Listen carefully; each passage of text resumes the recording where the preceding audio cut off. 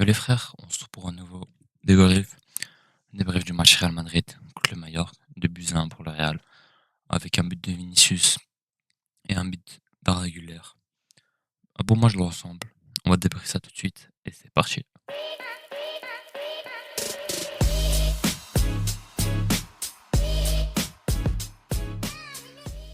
Bon, les mecs déjà, on va commencer, j'espère que vous allez bien. Moi ça va très très bien. Une bonne victoire du Real Madrid contre un Mallorca, défensive encore une fois. On a déjà eu ça contre Osasuna, au premier match de Liga. Pour l'instant, 100% des équipes qui sont venues en Bernabeu ont joué une phase défensive. Mais enfin bref, on le sait et on devra s'adapter. Bon, on doit se débrief, on va revenir sur le match, les différentes actions qu'il y a eu. Pas d'actualité aujourd'hui, j'en ai pas eu. Et on va commencer dès maintenant. Bon, comme j'ai dit, 2-1 pour le Real, 9 points sur 9 avant la trêve. C'est parfait, c'était l'objectif qu'on s'était misé avec Xabi. Donc l'objectif a été réussi, les joueurs sont contents et le coach aussi. Arda Güler a été élu homme du match. Arda qui a fait un très bon fin. Enfin, après son but, c'est mieux. Il était beaucoup mieux parce qu'avant ça, c'était à la limite. Il faisait un mauvais match jusqu'à son but où là, vraiment, on a vu un autre visage d'Arda Güler et voir qu'il peut changer d'un coup de rythme, de ses passes mieux, etc. C'est bien pour lui, pour le joueur, enfin pour nous aussi. Le joueur c'est bien remis de ses 20 premières minutes assez moyennes. Donc voilà, 2 semaines sans le Real Madrid, la trêve internationale, bon, c'est très, j'en ai marre, hein, parce qu'on a quoi, on a 2 semaines de Liga, même pas. Et directement, on nous retape, on nous tape une trêve. Enfin, c'est chiant. Le match de Carreras, il a été tout simplement incroyable. Carreras, il est là à un moment, il nous sauve un ballon. C'est le ballon du 2-2 là. Le ballon du 2-2, il nous le sauve. Je sais pas comment il fait. Ce latéral gaucher, honnêtement, il gagne des places. Il nous dit après son match, les nuits dont je rêve au Bernabeu se réalisent. Je suis chez moi. Oui, tu es chez toi. Est-ce que tu nous sauves comme ça, c'est magnifique. Il nous dit aussi, je promets de donner ma vie pour ce club. Aujourd'hui, je l'ai fait en arrêtant un but. Moi, honnêtement, au début, je pensais qu'elle sortait. Quand on nous met ralenti, je vois qu'elle était dans le goal. Et il vient, il nous la sort. Boum. Courtois a été battu en plus. Donc, c'est magnifique. Niska a marqué son but aussi. Mais enfin, bref. Ça, c'est tout ce qui était un peu sur les conférences. Et la conférence de presse de Xabi, c'est surtout. Il comprend pas les différentes décisions d'arbitrage, etc. Il parle des joueurs, qui tout le monde est concerné, etc. Bon, revenons sur le match.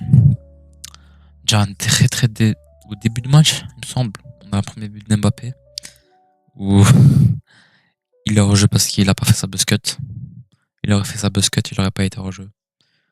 Bon, faudra me dire à quel moment un cheveu qui dépasse, ça va t'avantager. Faudrait commencer à qu'un arbitre interprète aussi les images. Ok, suivre des règles c'est bien, mais il faut interpréter aussi. Alors là, Mbappé qui vient, il m'en story aussi sur Instagram, il se moque de ça.